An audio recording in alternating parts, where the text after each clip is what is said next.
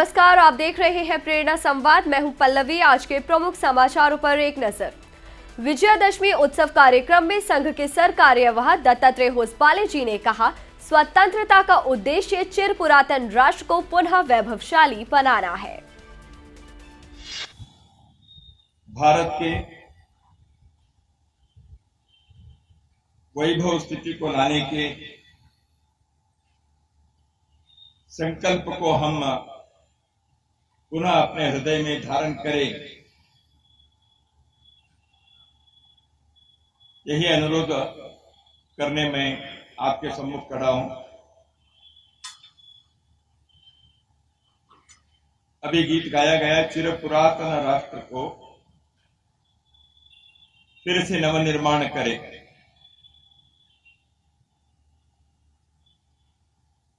गीत के इस एक पंक्ति में ही राष्ट्रीय स्वयंसेवक संघ का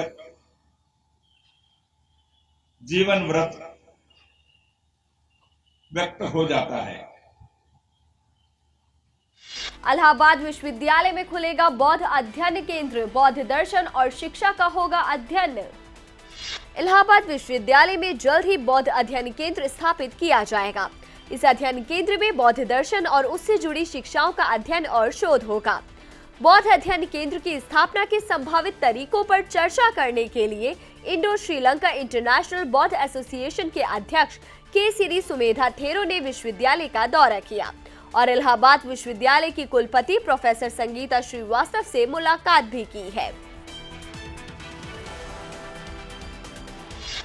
सहारनपुर नगर निगम कान्हा गौशाला में गोबर से पेंट बनाने का लगाएगा plant. Smart city board of directors ने प्रस्ताव को दी हरी झंडी। सहारनपुर नगर निगम कान्हा गौशाला में गोबर से पेंट बनाने का प्लांट लगाएगा। इस प्रस्ताव को smart city board of directors की बैठक में हरी झंडी दे दी गई है। इसके अलावा नगर निगम की पुरानी बिल्डिंग और गैराज का सौंदर्यीकरण करने और शहर की सफाई व्यवस्था को दुरुस्त करने के लिए स्वच्छता उपकरण और भारी वाहन भी खरीदे जाएंगे। पीएफआई के थे खतरनाक मंसूबे, युवाओं पर थी विशेष नजर। यूपी एटीएस ने किए कई चौंकाने वाले खुलासे। पीएफआई मामले की जांच कर रही उत्तर प्रदेश पुलिस को पूछताछ और जांच के दौरान कई चौंकाने वाले सबूत और दस्तावेज हाथ लगे हैं, जो साबित करते हैं कि पीएफआई के मंसूबे बेहद खतरनाक थे। यूपी पुलिस के सूत्रों के अनुसार पीएफआई ने मुसलमानों को भी कई कैटेगरी में बांट रखा था और उस कैटेगरी को ध्यान में रखकर ही वो अपने नेटवर्क के टारगेट फिक्स करता था। पीएफआई सबसे ज्यादा स्टूडेंट ग्रुप्स पर ध्यान देता था। रणनीति के साथ उन्हें पीएफआई मेंबर बनाने के बाद मुस्लिम यूथ को आईएसआईएस ऑर्गेनाइजेशन के साथ जोड़ता था। पीएफआई अपनी जिहादी मिशन में लड़कों को भर्ती करने के बाद उनको अपनी पॉलिटिकल विंग में भी ट्रेनिंग देता था, ताकि उनको पॉलिटिकली लोगों को जोड़ने में जरा भी कठिनाई ना हो और पीएफआई के नेटवर्क का ज्यादा से ज्यादा विस्तार हो सके।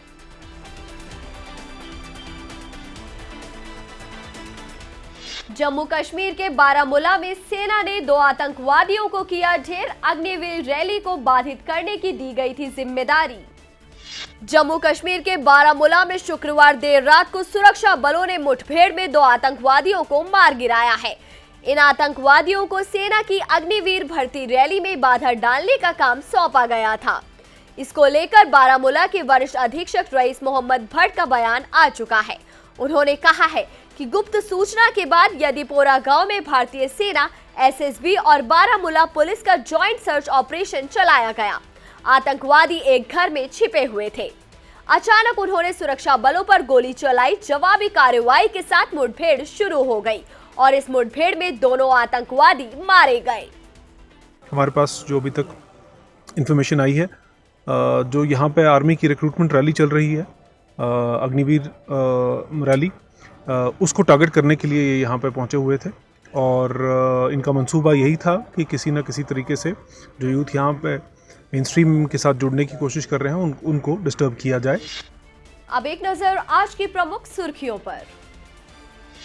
भारत सरकार की पाकिस्तान सरकार पर महत्वपूर्ण कार्रवाई। भारत में पाकिस्तान का ट्विटर अकाउंट हुआ बंद। पाकिस्तान सरकारी हैंडल से पीएफआई बैन के खिलाफ कर रहा था लगातार ट्वीट्स।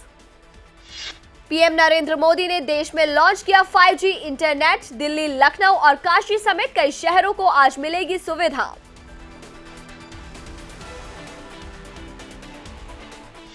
भ्रष्टाचार के खिलाफ योगी सरकार का सख्त एक्शन। यूपी में अब होगा फाइनेंशियल इंटेलिजेंस यूनिट का गठन। उत्तर प्रदेश में 3 तलाक के 2 अलग अलग मामले आए सामने। मुरादाबाद में दहेज की मांग पूरी न होने पर जहां शौहर ने दिया 3 तलाक, तो वहीं बुलंदशहर में देवर ने की छेड़छाड़, तो शौहर ने 3 तलाक देकर घर से निकाला। सहारनपुर की सुदेश देवी के जुनून को मिली नई पहचान। झाड़ू और अगरबत्ती से स्वरोजगार शुरू कर महिलाओं के लिए बनी प्रेरणा। उत्तर प्रदेश को मिला 68वें राष्ट्रीय फिल्म पुरस्कार में सर्वाधिक फिल्म अनुकूल राज्य का पुरस्कार। आज के समाचारों में इतना ही। फिर लेकर आएंगे कुछ नए समाचार। तब तक के लिए नमस्कार।